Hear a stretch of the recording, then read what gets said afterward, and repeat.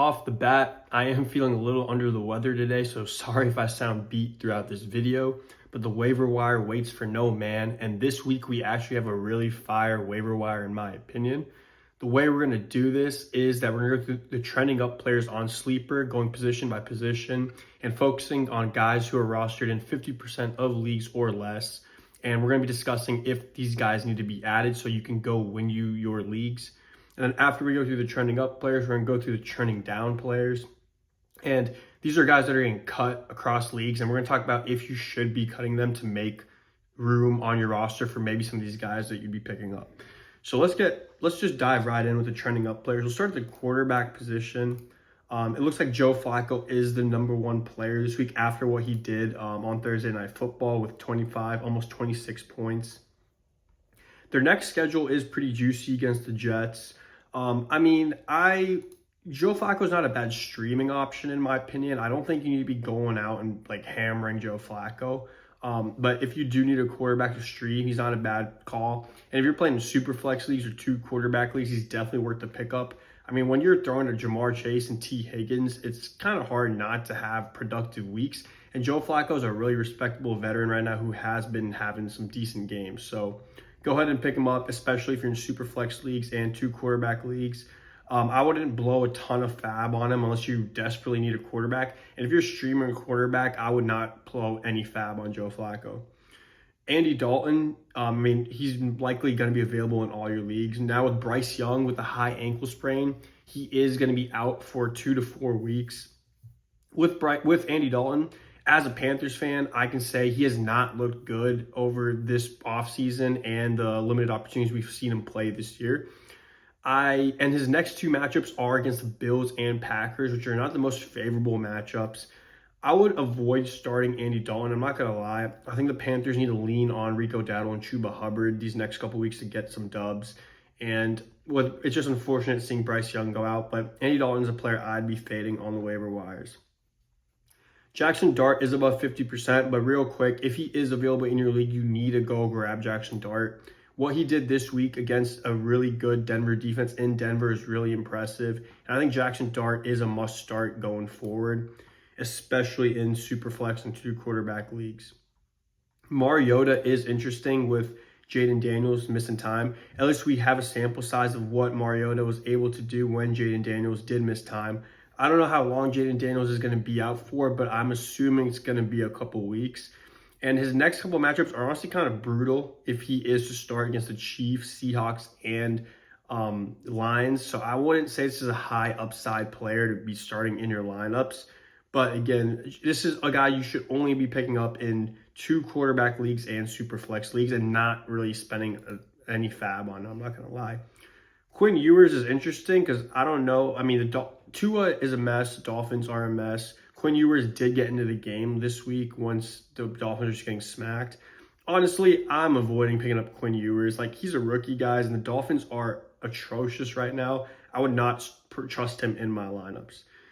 And then moving down here to Tyrod Taylor. I skipped Aaron Rodgers real quick. Aaron Rodgers has looked pretty decent. He still got it looks like. Their next couple games are kind of tough. But Aaron Rodgers is a really good streaming option if you have a quarterback on bye, but I don't think you need to be putting too much fab on him. And then Tyrod Taylor, again, just like the Dolphins, the Jets are a mess. This offense is not good.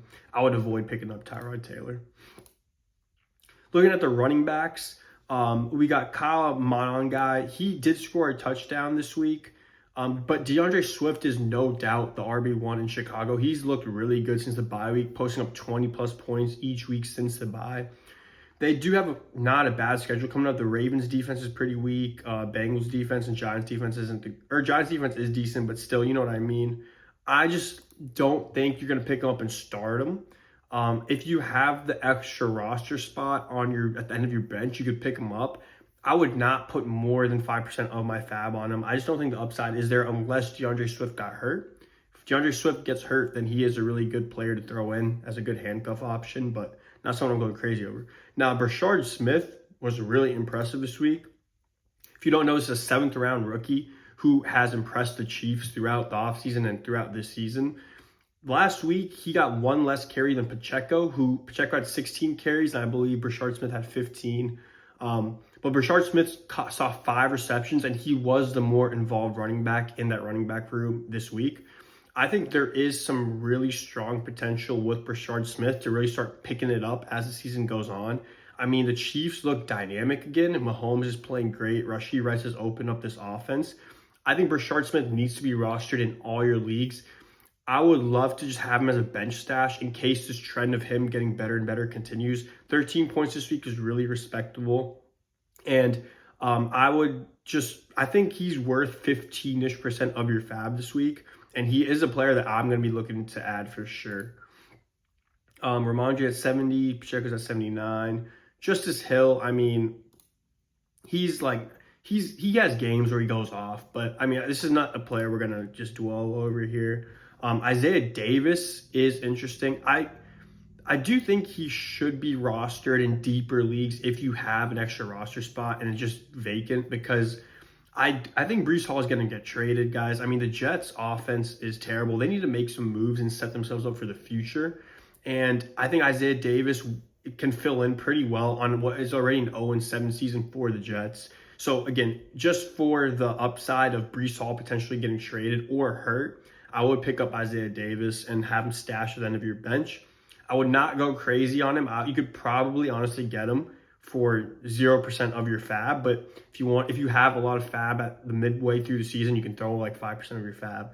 But it's just a good stash in my opinion. Moving on to the receivers, Tez Johnson needs to be rostered after this week. So we already saw him have a deep touchdown 2 weeks ago. And then this week, Mike Evans re-injured something. He re-injured his shoulder, and he has a concussion now. He's going to miss probably 2-ish weeks. I don't know how severe that shoulder injury is going to be. But Tez Johnson was very involved in this offense. There were some question marks with Ibuka potentially missing last week, with Mike Evans coming back. Like, who were going to be the Tampa Bay receivers that were going to get more work? Our Sterling Shepard, Tez Johnson. The answer was Tez Johnson. He had a really nice touchdown.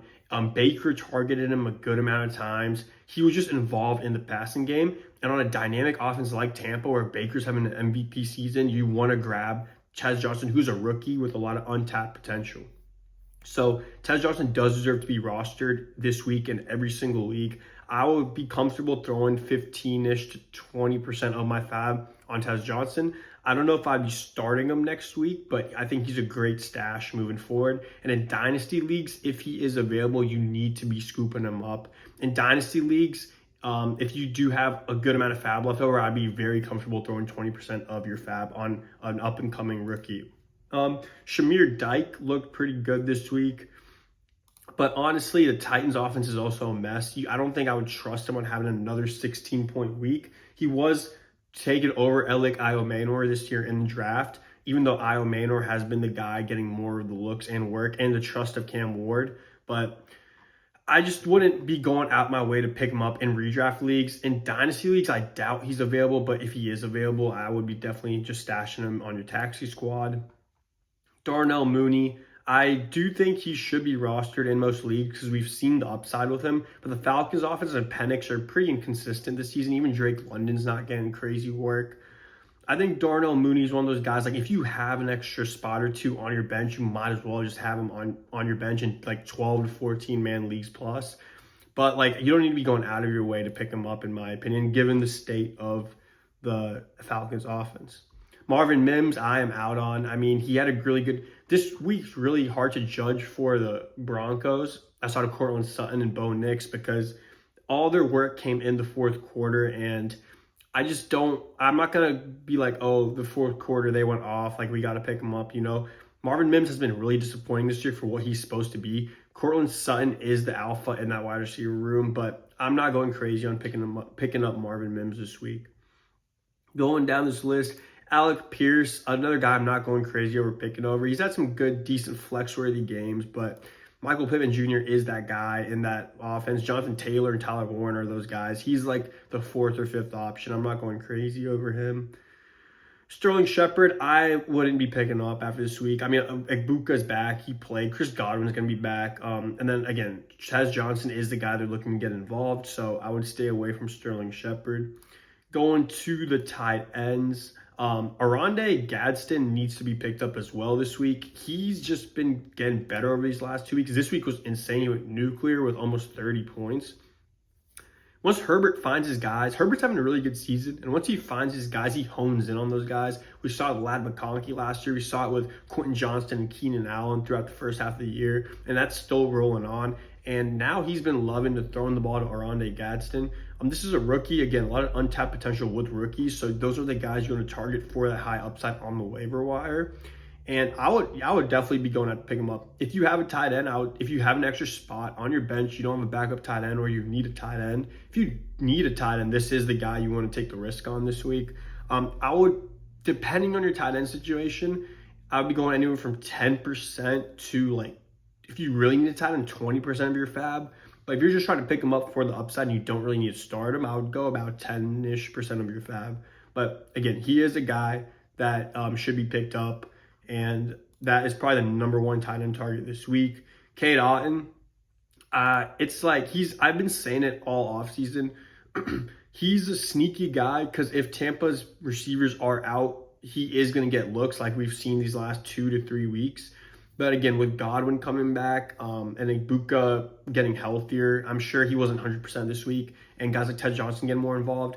I'm not sure how involved Cade Otton's going to be after this bye week in 2 weeks, but if you need to stream a tight end, he's not a bad option. But if you're between Cade Otton and Gadsden, I'd be definitely trying to take the upside with Gadsden.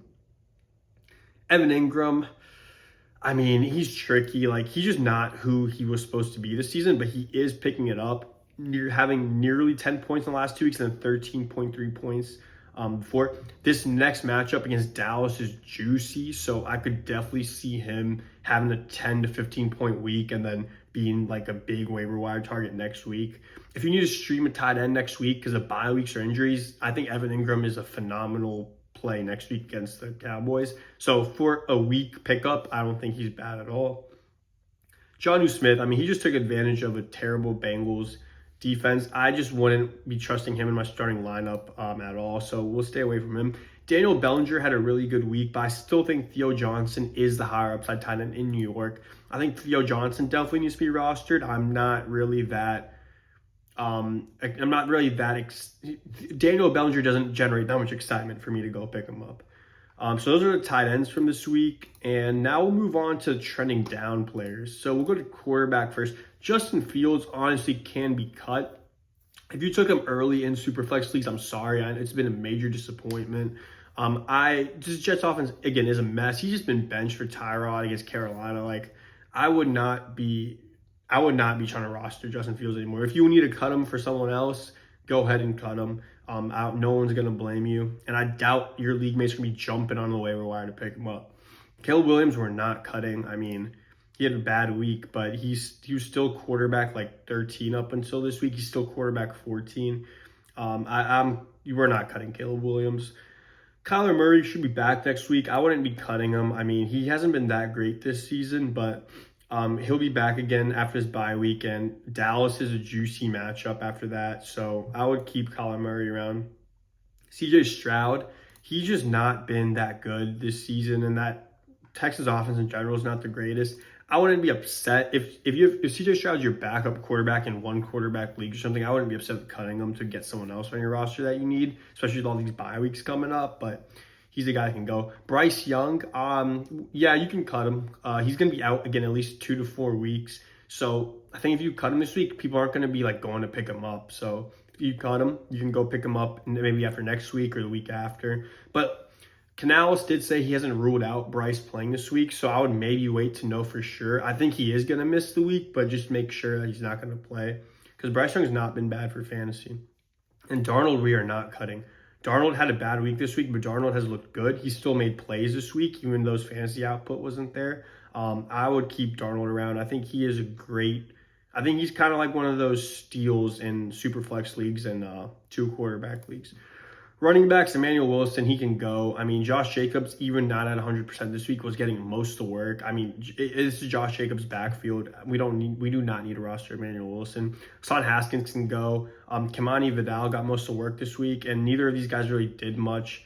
I just think this is a low upside backfield with either of them. And for that reason, I think Hassan Haskins can go. Keandre Miller, rest in peace. Finally having a decent season, but he tore his ACL, so you can obviously cut him. Michael Carter, I mean, he's not even the starter. I would not be upset if you cut him. I would say maybe hold him around, but after this bye week, I think Trey Benson is going to be back. So there's really no reason to keep Michael Carter around.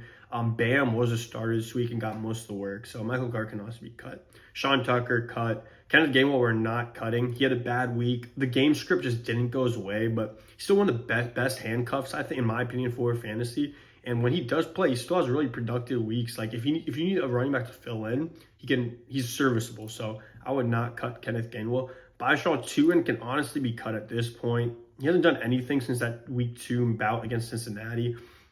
This is ETN's backfield. I just wouldn't be. There's no need to roster Baishaw Tuin in redraft leagues for the rest of the season unless ETN gets hurt. Kareem Hunt, I would keep around. I mean, it's the Chiefs, and we still have a lot of questions in that backfield, and Kareem Hunt, still one of those vets that they trust in Kansas City. Luke McCaffrey, I mean, he got hurt this week, so that was unfortunate. I wouldn't really be keeping him around. I'm sure Terry and Debo should be back soon, so he's going to be kind of an afterthought once that happens. Jordan Whittington was really disappointing this week. I'd assume Puka's going to be back after his bye week, so he can be cut. Cameron Johnson was another one of those guys when we were talking about Tez Johnson, about who was going to be stepping up when these receivers are hurt. Cameron Johnson was really high on people's waiver gets last week, and he did nothing this week, and I don't think he's going to do much with like Buka and Godwin back, and again, Tez Johnson getting most of the work outside of those starting guys. So Cameron Johnson can honestly be cut. Mike Evans, we're not cutting. Sterling Shepard can be cut. Kendrick Bourne can be cut because Pearsall will be back this week. Ryan Flournoy can probably be cut. Like he had his time, but CD and Pickens are there. Like he's not going to get much work. Trey Tucker will keep around. Chris Moore can be cut. Jerry Jeudy, you got to keep him around, but we're not starting him for sure. Tutu Atwell can be cut. Luther Burden I'd keep around. He had some promising weeks before this week, and he's got with DJ Moore not really doing much. And Rome Odunze kind of seen a little bit less action. I would keep Luther Burden around for sure. Lil Jordan Humphrey can be cut. Alec Manor I'd keep around if you got the room. Jacoby Myers I'd keep around, hoping he gets traded for his holders. So keep him around.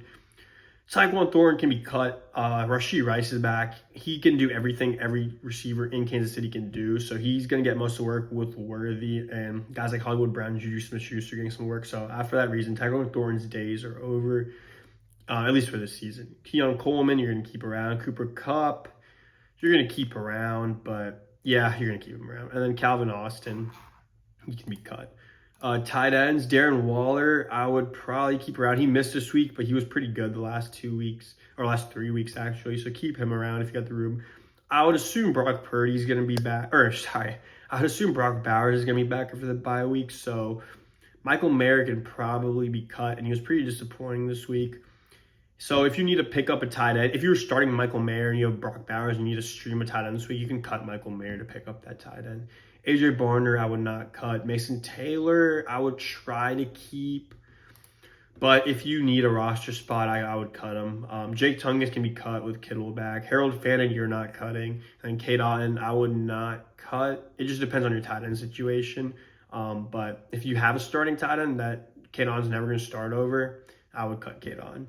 So that is my takes on the waiver wire this week. There's some good guys on here that you should be going out to get. We got week 8 coming up. We're like midway through the season. It's crazy. It's flying by. Hopefully y'all won your games this week, and hopefully I feel better next week. But thank you for tuning in, and I will catch y'all later.